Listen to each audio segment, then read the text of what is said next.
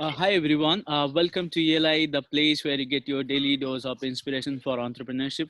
And today we have with us Mr. Prabhat Kumar Tiwari, founder and CEO at Your Own Room, a residential real estate PropTech rental and property management company.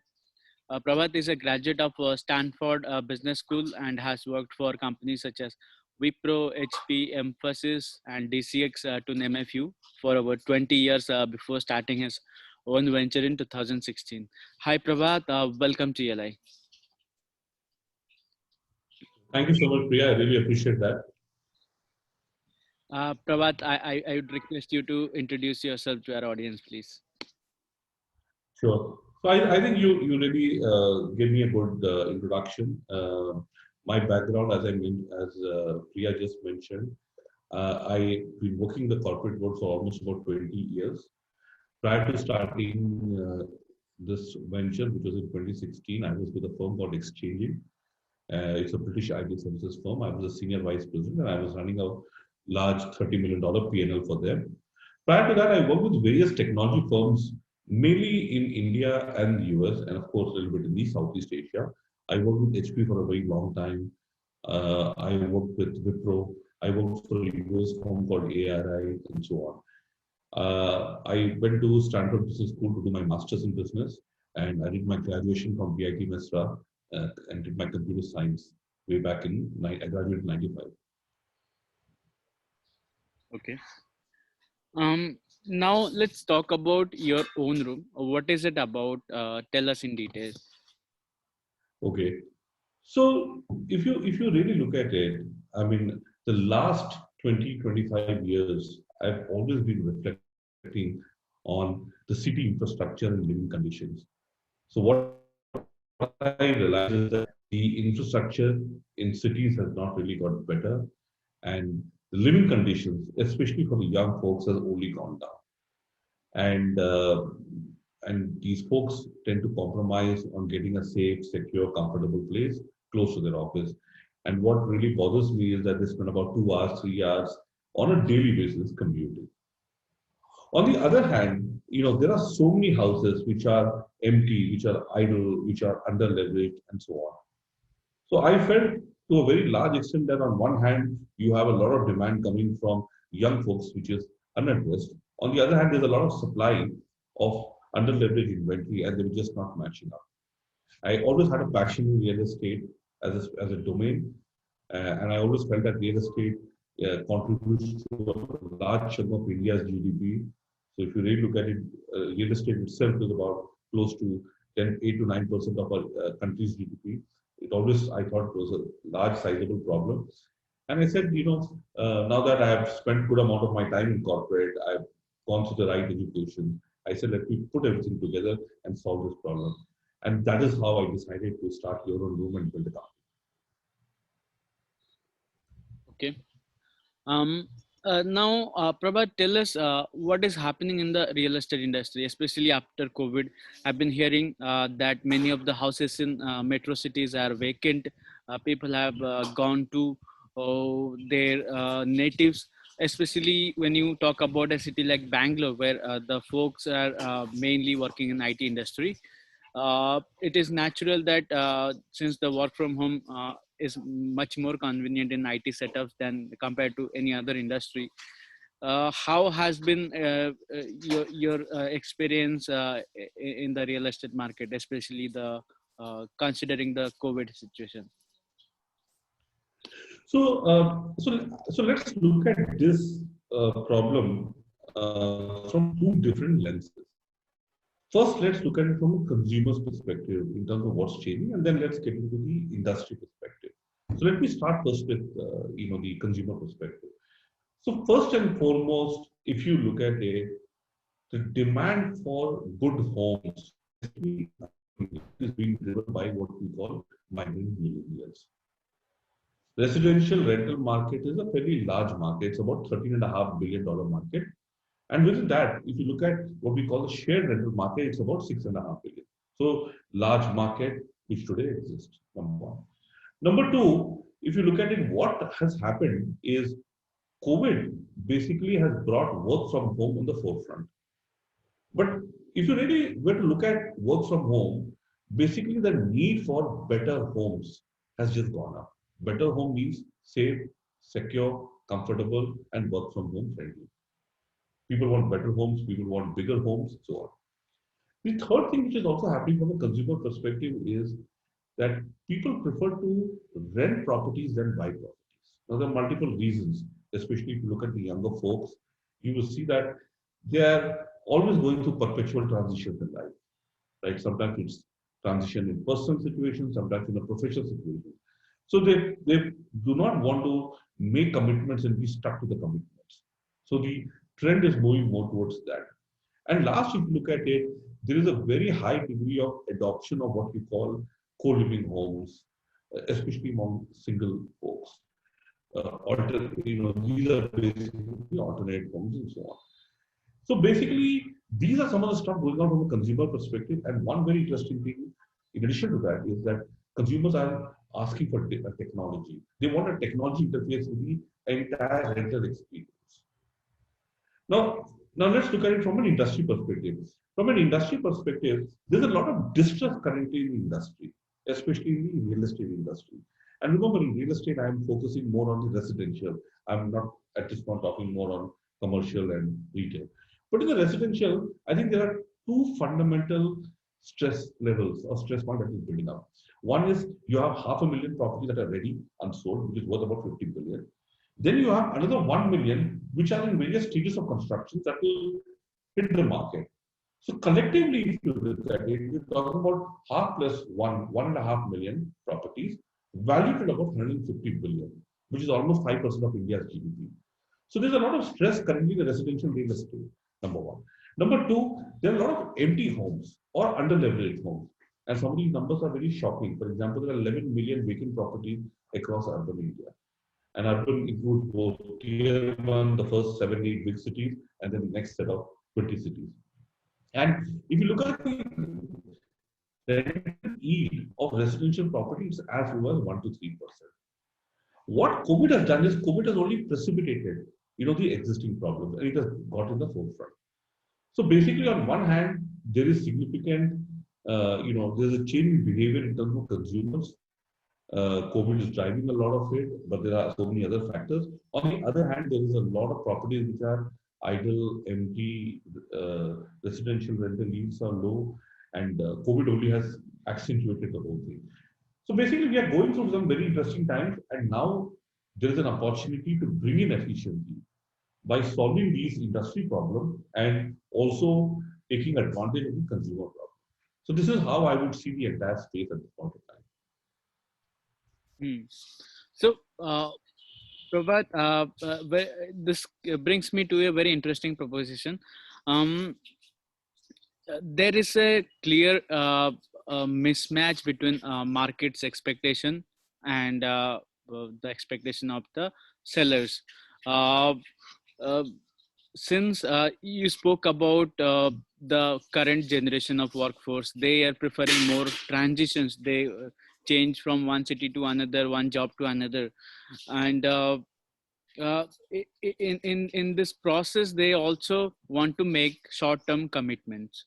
And in Indian house owners, especially the house owners in Bangalore or Mumbai, they prefer long-term commitments. For example, if you go to Bangalore and rent a house, you'll be asked to pay at least 6 months down payment as an advance to the house owner. So I would like to hear your comment on why this problem persists in the current scenario, since the market has definitely shifted to a new reality. Why house owners or renters are not being efficient? What are the systemic problems in the real estate market? So if you look at it, you always have views coming from both sides, right? One is from a demand side, one is from a supply side. And both of them are going to look at their interest. You're very right that from a demand perspective, people do not want to make long-term commitments. People want to be there for short duration of time. They don't want to pay much deposits and so on. On the other hand, from a supply side, you have owners who want stability, etc. To me, the answer is somewhere in between, right? Because both the parties have to feel comfortable with the entire proposition. So, first and foremost, what you will see is you will see that from an owner perspective, uh, they will want a minimum commitment of at least about 6 months and so on. Because remember, we are talking about rentals. We are not talking about hospitality at this point of time. Number two, from a deposit perspective, these are all negotiable, etc. And this is where I think it is now coming down from 11 months to 6 months and 6 months to 3 months. Now, having said that, I think the equilibrium state is where there is a good amount of commitment from the tenant, and owner's interest is also taken into account. And this is what exactly we are doing at this point. What we do essentially is we provide co-living homes, we provide family homes. Co-living homes, we have multiple people staying in one single property, and in a family home, you have of course a family taking the whole property. So this is how we see the equilibrium happening. So here is my next question to you, Prabhat. Tell us how has been your journey in building this venture from the ground up. I would like to hear from the day one. What all things you did initially. Well, it's been a very interesting journey. This entire journey has gone for almost about 4.5 years. And initially, it was all about making sure that the idea was being developed. The idea was further progressively developed. A technology platform was built in. Initial traction happened. We got the initial sort of team in place and so on. So I think it has been a fairly, I would say, a progressive journey, right? And I would say that there were 4 or 5 critical milestones. First was getting the initial set of inventory, getting Bangalore up and running, getting co-living homes. Then we went from Bangalore to Pune. It was Bangalore and Pune, right? And further enhancing our execution framework and our technology framework. Post that, it was about making sure that we raised our initial investments. So we raised our investments, etc. And then it was about building the team. Initially, we had 5 people, then we went from 5 to 10, and now we are about 25, and so on. So it's been a fairly natural, consistent journey, and to me, growth has been happening in a fairly consistent manner throughout this entire process. Okay. Um, uh, Tell us about the people, since you mentioned that you have almost 25 people in your team. Tell us how you found each of these people, and how did you make sure that they are the right ones to take your vision forward? So I think the first and foremost, the need was to have a good co-founder. And Sachin Joshi, who's my co-founder, and I both of us worked very closely in the last couple of companies. We've known each other very well. So before we started the company, we did have a lot of conversations just to feel comfortable that we're committed to making this happen. We enjoy the space, and we feel that we have the capability of creating something very big. So it first started off with picking the right co-founder. Then it was about creating the core team, right? When I say core team, it's about creating the next set of 5 or 6 people. And that took us a good amount of time. And some of it came from people that we had worked with. For example, our head of operations is someone whom I worked with very closely, Sachin has worked with. And then there are a lot of senior folks, especially people who are running operations for us across the cities, people who are running customer support, some of the senior sales people, the tech guys, who are building our platform. So all these guys, to a very large extent, we look for them in the market. We spend some time. Some of them stayed with us for long. Some of them moved on. So it was an entire process where I would say our goal was to make sure that at least about 20 to 30% of the core members they remain with us for longer, and the rest of them, of course, they come and go, as per a natural cycle. So that's how we kind of build a team today. Today, I think I can tell you with confidence that we've got a fairly solid team. We've got a fairly consistent team, and uh, and now I think even if people come and go, new people join, etc., I think we are able to hold the organization and hold on to our proposition fairly well, and customers, of course. Okay. Um, um, Now, since you have got a good traction right now, I would like to know what is your vision forward, what you want to build in the long run. Okay. So the way we look at ourselves is we feel that in the residential real estate space, there are two distinct layers, right? There is one layer which is nothing but the physical asset. So these are apartments, these are houses, these are smaller buildings. And on top of that is what we call a tech-based service layer. So there's a physical asset and then there's a tech-based layer. We are very clear in our view that we want to be a leader in the tech-based service layer which sits on top of the asset. And we believe that the real value of the residential asset will only get unlocked when you have a strong tech-based service layer. If you look at it very closely outside India, this is very common. You have professional companies managing rentals, properties, and so on. And different formats. So they do for co-living homes, they do for family homes, they do for senior homes, they do for special homes, and so on. So our vision is very clear. We want to be a leader in that particular space at a pan-India level. And what we are essentially doing is we are progressively building our entire solution. So we have made sure that we've got a strong tech engine. We've got made sure we've got a strong execution engine. We've demonstrated that in co-living homes, family homes. Tomorrow we will add some more formats to it. We've done this in Bangalore. We've done it in Pune. Tomorrow we will add Hyderabad, we will Delhi, Chennai, and so on. So basically, our vision is to be a leader in rental and property management and to increase the overall value and also reduce the distress that is there in the residential real estate. We also look at ourselves as someone who would like to have strategic partnership with real estate funds who are interested in growing and making this pretty big, and of course developers. Hmm. Okay, Prabhat, since you have spent some time in the industry, I'm sure you have knowledge of which are those companies who are doing well in real estate. Especially, you see them as the next unicorns in the real estate space. Uh, there are multiple companies that are there. Now, if you look at it just for a minute, now real estate is a slightly broader term, right? Now, as I mentioned, if you look at it as at a developer level, there are some very big names today that exist in the market. And of course, these vary from city to city. So you have prestige developers, you have embassy developers, who you have Brigade, you have Shobha, you have DLFs. These are Hiranandani. These are big names, the Hijaz. These are big names. And I think the physical asset layer is an extremely strong layer. But if you start looking at the tech-based service layer, there are too many companies. Even if you add the combined market share of all the players, it's only about 2.5%.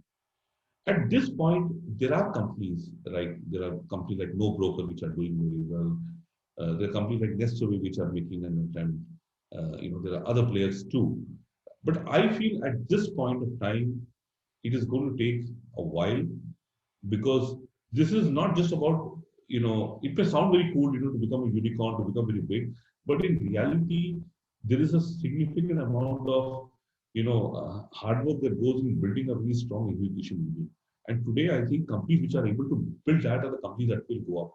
And that's where we feel we've got a fair chance of making it big.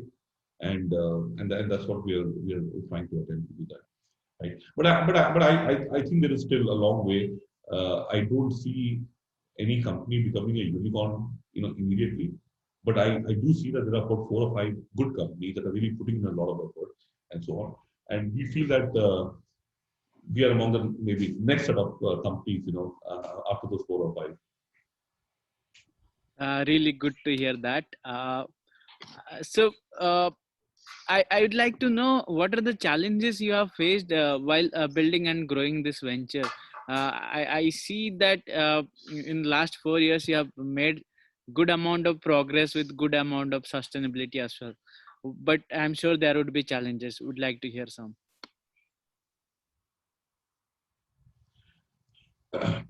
Well, I think one of the most difficult part of this entire business is your ability to execute consistently when you start to scale the business.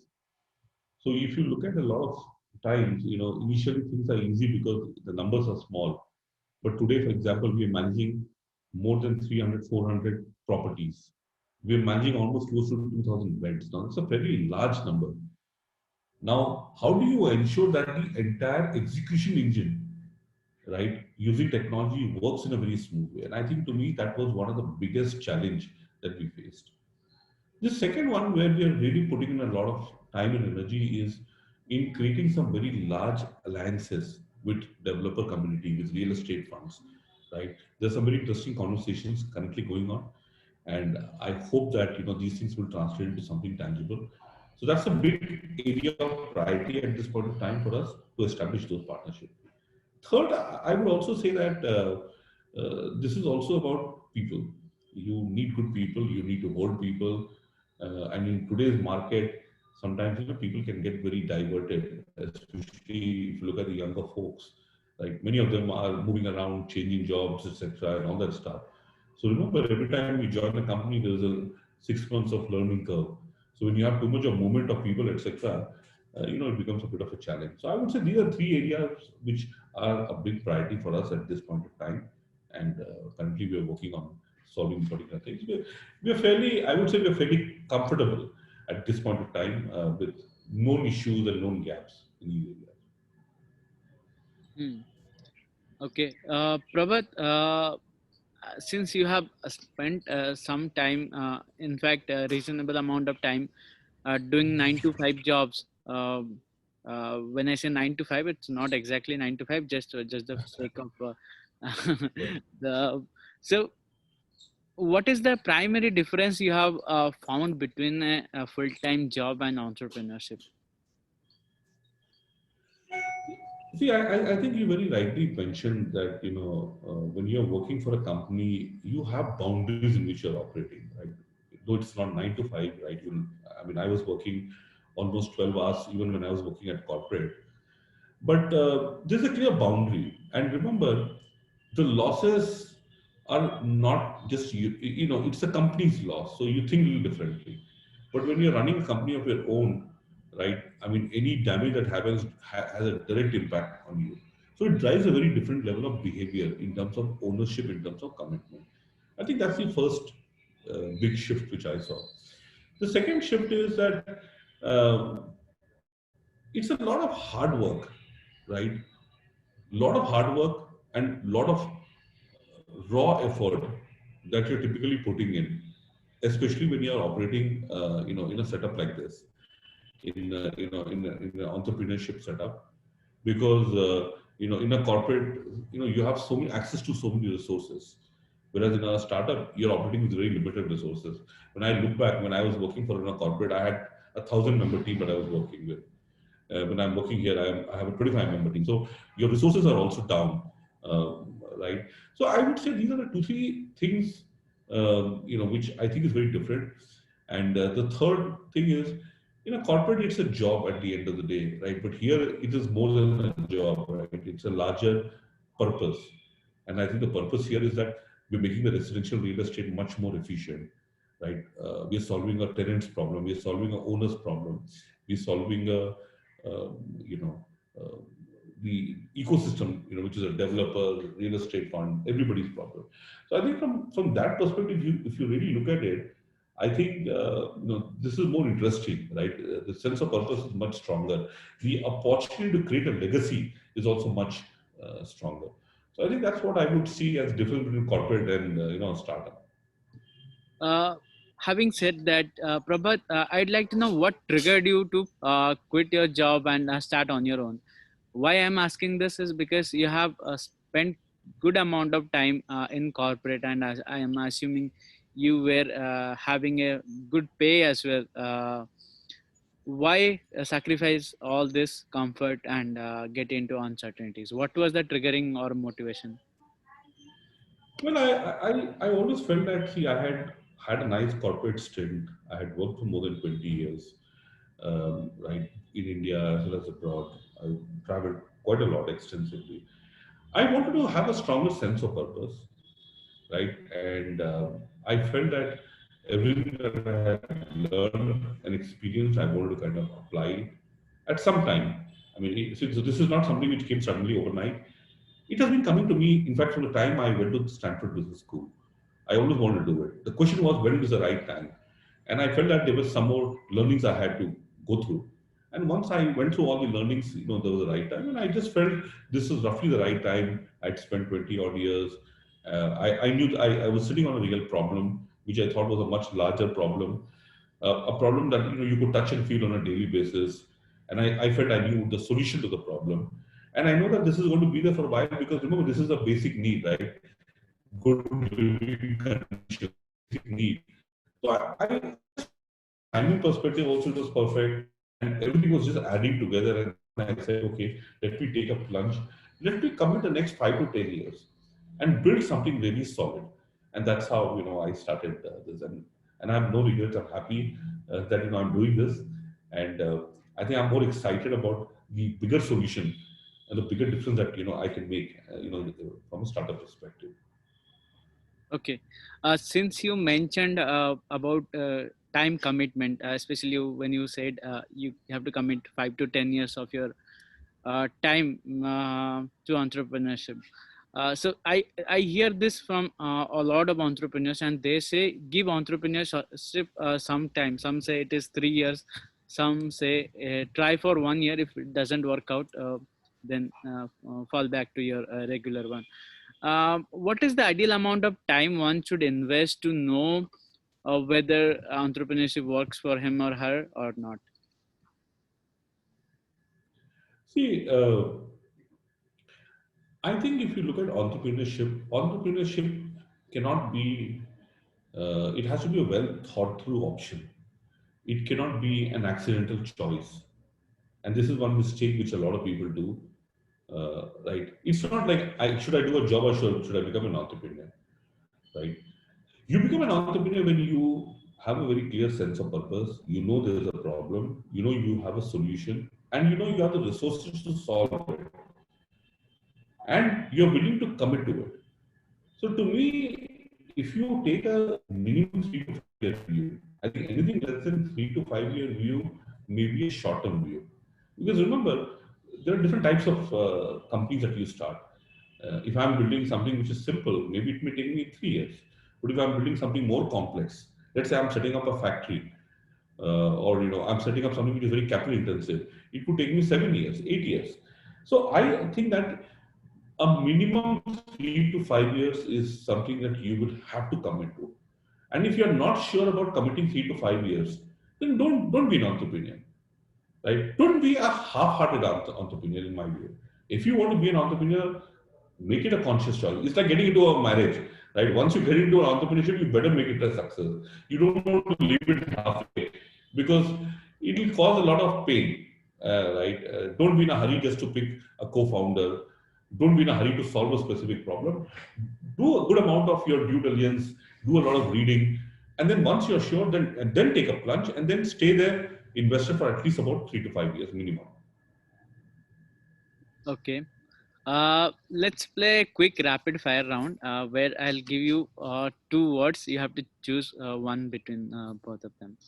Uh, we'll start with ethics versus growth.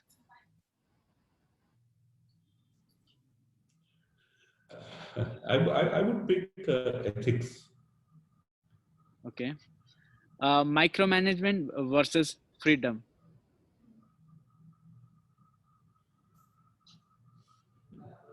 Maybe freedom is what I would pick. Okay. Very hard choice, but yeah, but freedom is what I'll pick. Yeah, Single founder versus multiple founders. multiple founders. Vision versus execution. I would say execution. Vision, in my view, I think there are enough people who have enough visions these days, right? I mean, you can sit in a boardroom and you can come out with 5 visions in a day. But the real, I think, challenge is can you execute that? I mean, it's like cricket. Mhm. I mean, don't you think we can sit down and I can tell you how to bat and how to hit a sixer? right? Now let's get into the field and start hitting a 1 run or 2 runs. So I think to me, entrepreneurship is all about your ability to execute, right? The idea, the visions, etc. I think is a one-time activity, but execution is a multi-year activity. Okay. Hire and fire versus slow progress.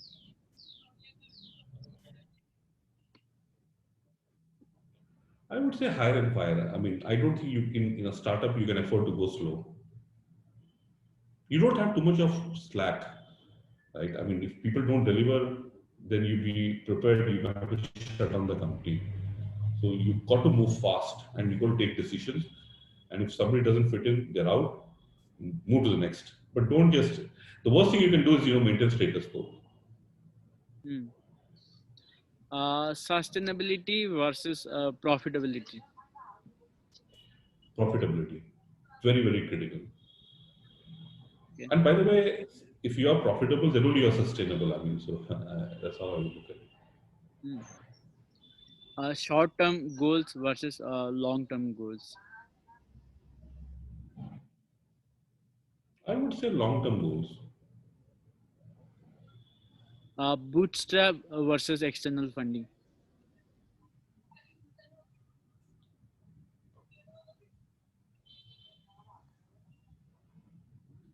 Maybe I would say external funding. It's Okay. yeah. You can't go beyond a certain point with bootstrap. Okay.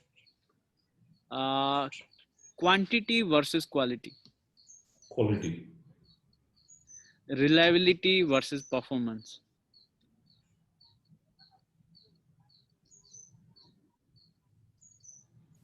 performance. Okay. I'm done with my rapid fire. I have got only 2 questions left. Uh, First question is, what are some of the lessons that you have learned over the course of entrepreneurship, which can shorten learning curve of other entrepreneurs? Well, I feel that the biggest learning for me is that you need to stay very, very focused on your execution blocks. Now, your execution blocks includes scaling your business. It includes building your tech platform, building your sales, marketing, operations, focus on profitability, staying focused on growth, staying focused on cash flow. So to me, I think if you were to look at, can you identify the building blocks that is required to take your organization from here to here? So assume that this is your goal and this is where you are, and assume there are some 10 blocks or 5 blocks or 7 blocks. Can you stay focused on identifying those blocks and executing on those blocks? To me, I think that is one very, very critical recommendation. Second is be very conservative in your spend. Don't just burn money. Always try to conserve money. It's okay if you're growing slow. I don't think it's a crime to grow slow, but you don't want to run out of money or run out of resources. So I would say go slow, but make sure that you don't make foolish mistakes, which will cost you a lot, right? You have to keep in mind that if you started a company, it can't close in one year or 2 years, right? If you go with that intention, because remember, if you close it down, remember there are people who are working for you, so their employment vanishes. There are people who have invested in you, their investments disappear, and your personal time and energy that you put in also will go down the drain. So you got to keep it very, very clear that you cannot give yourself an option to shut down, right? So you got to make it happen. So think through, and if that can drive the right behavior, I think you'll be successful. Hmm. That brings me to my last question. How would you suggest our audience, who are mostly young people, to start their journey as entrepreneurs? So what I would first suggest is, it's like a battle is first fought on the paper than on the ground, and the last thing you want to do is just jump into something. So it is always better that you create a very, very solid business plan which talks about every element of your startup.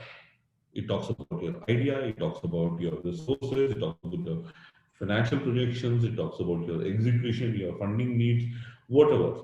Make sure that you first create a solid plan on paper which is detailed and run it by at least 3 or 4 good people. I think if you start getting a comfort after running it by different people, and by that time you also as an individual, you'll feel comfortable because now you're articulating the solution. If you can do that, I think your chances of success only goes up. Many a times people talk about setting up companies without thinking through, right? Or they talk about setting up companies and assume that they just do it for fun, because remember it's also fun talking. I will do a startup, right? I have an idea, etc., and so on. So I think, to me, I think refrain from those temptations, right? If you are serious, then go ahead, create your full blown plan, etc., run it by 3 people. And if everybody says great plan, great idea, go ahead and do it, execute it. But if you feel that people say, hey, this isn't right, or you've not thought through this, then again go back to the whiteboard. So that will be my only advice, that first get the plan very, very clear, crystal clear, before you do anything, and validate it with a few people whom you trust. Okay. On that note, I would close this session, and the key takeaway from this session being, you have to give yourself some time for entrepreneurship, especially 3 to 5 years, because that is the reasonable amount of time to know whether it will succeed or not. Um, on that note, I'll say, Prabhat, it has been a pleasure, and our best wishes for your own group. So thank you so much, Priya. I really appreciate the conversation. Very nice questions and very insightful questions. It also gives me an opportunity to think hard and reflect back on my journey. And thanks again for your time. And look forward to staying in touch with you and all the audience. Thank you so much. Listeners, you can follow and connect with Prabhat on LinkedIn by typing Prabhat Kumar Tiwari. That is it for today's episode. We'll be back with another exciting entrepreneur. Stay tuned to ELI.